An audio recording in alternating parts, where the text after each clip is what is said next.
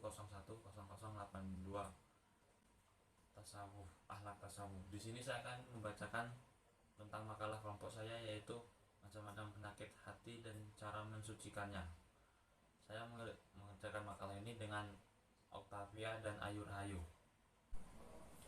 Pengertian penyakit hati. Penyakit hati adalah kelainan keberadaan yang ditandai oleh mental dalam dan gangguan emosional yang mengubah individual normal menjadi tidak mampu mengatur dirinya sendiri untuk menyesuaikan diri dengan lingkungannya. Tetapi secara umum kini diinterpretasikan sebagai sinonim dalam kekacauan mental yang menyolok sebab mereka sering melakukan tingkah laku semaunya sendiri. Seseorang yang diserang penyakit hati keberadaannya terganggu dan selanjutnya menyebabkan kurang mampu menyesuaikan diri dengan wajar dan tidak sanggup memahami problemnya. Pandangan Islam tentang penyakit hati. Dalam perspektif Islam, penyakit hati sering diidentifikasikan dengan beberapa sifat buruk atau tingkah laku tercela, seperti dengki, iri hati, arogan, emosional dan seterusnya. Penyakit hati dibagi dalam 9 bagian, yaitu ria, marah, lalai dan lupa, was-was, frustasi, rakus, terperdaya, sombong, dengki dan iri hati. Di sini saya akan membahas tentang ria, marah dan iri dengki. Ria, pertama saya akan membahas tentang ria. Seperti yang dijelaskan oleh As-Sarkawi bahwa dalam penyakit ria terdapat unsur penipuan terhadap dirinya sendiri dan juga orang lain. Karena hakikatnya ia mengungkapkan sesuatu yang tidak sesuai dengan kenyataan sebenarnya.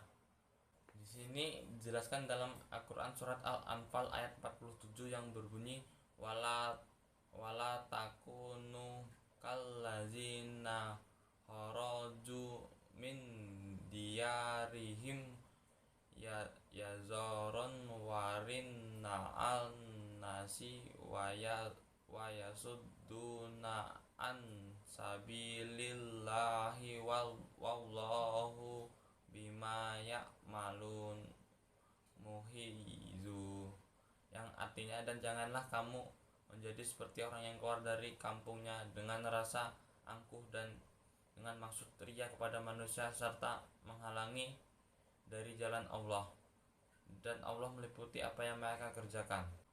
Dalam ria terdapat unsur kepura-puraan, munafik seluruh tingkahnya, cenderung mengharap pujian orang lain, senang kepada kebesaran dan kekuasaan, overacting, menutupi kejelekannya dan seterusnya.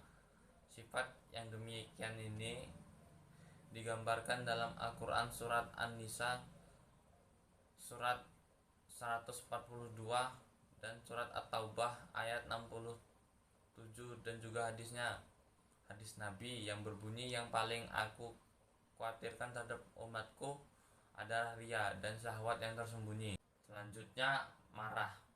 Marah pada hakikatnya adalah memuncaknya kepanikan di kepala, lalu menguasai otak dan pikiran, dan akhirnya kepada perasaan.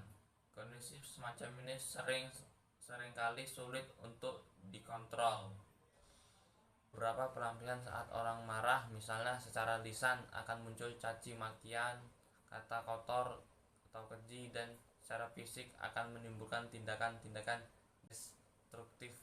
Dan jika orang marah tidak mampu melampiaskannya tindakan-tindakan di atas, maka dia akan berkompensasi pada dirinya sendiri dengan cara misalnya merobek-robek pakaian, menampar mukanya sendiri, membanting perabot rumah tangga, dan seterusnya.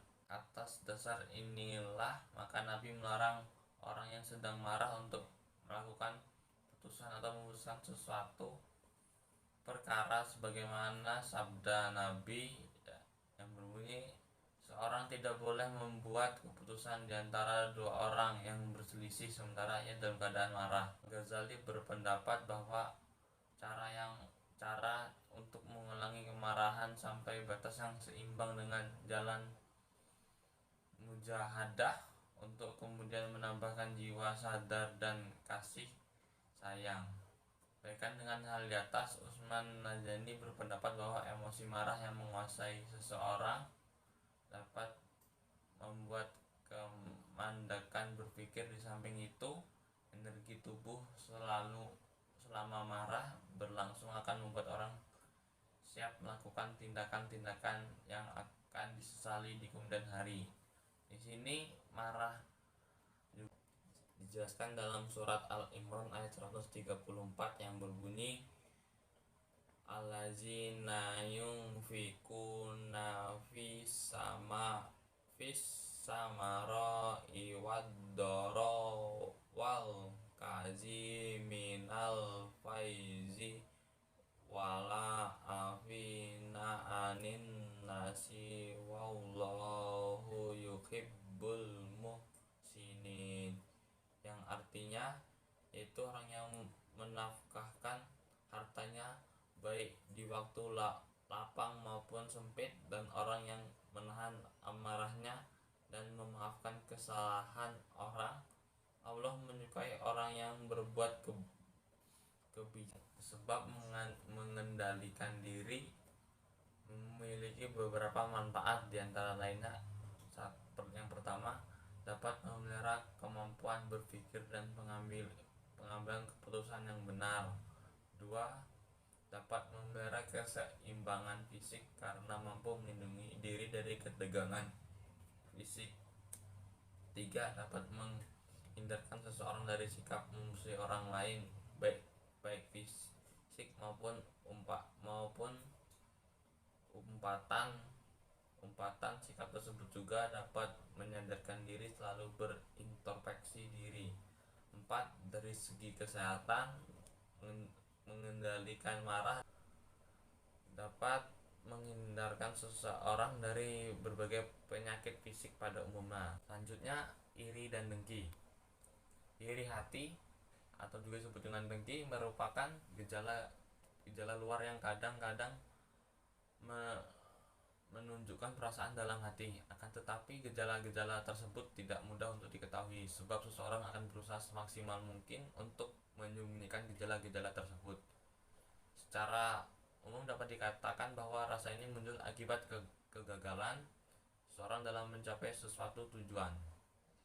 Oleh sebab itu, emosi ini sangat kompleks dan pada dasarnya terdiri atas rasa ingin memiliki. Meski demikian, tidak dapat dikatakan bahwa rasa ini sebagai kumpulan dari rasa marah, rasa ingin memiliki, dan rasa rendah diri. Akan tetapi lebih dari itu adalah memiliki karakteristiknya sendiri.